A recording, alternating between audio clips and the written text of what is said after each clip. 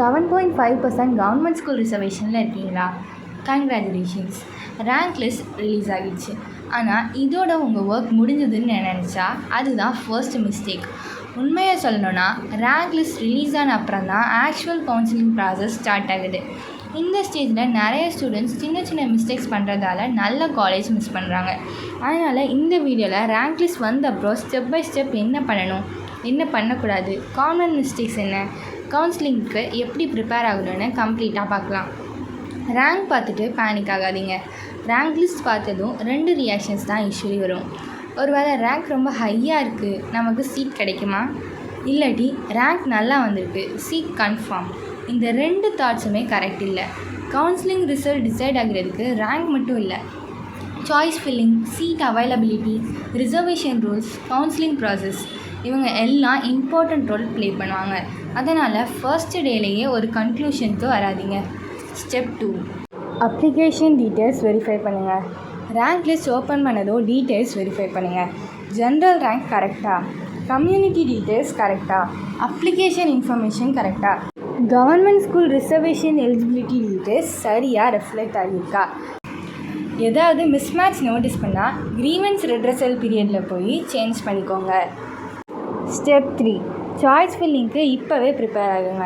Choice filling start ஆன அப்புறம் தான் யோசிக்கலான்னு வெயிட் பண்ணாதீங்க. இன்றைக்கே ப்ரிப்பரேஷன் ஸ்டார்ட் பண்ணுங்கள்.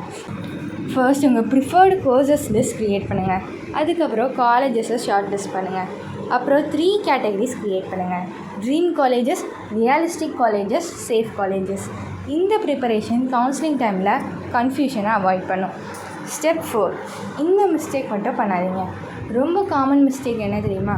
ஃப்ரெண்ட்ஸ் சொன்ன காலேஜ், ரிலேட்டிவ் ரெக்கமெண்ட் பண்ண காலேஜ், சோஷியல் மீடியாவில் வைரலான காலேஜ், இதை பார்த்து அதே ஆர்டரில் சாய்ஸ் ஃபில்லிங் பண்ணுறது. இது கரெக்ட் அப்ரோச் இல்லை.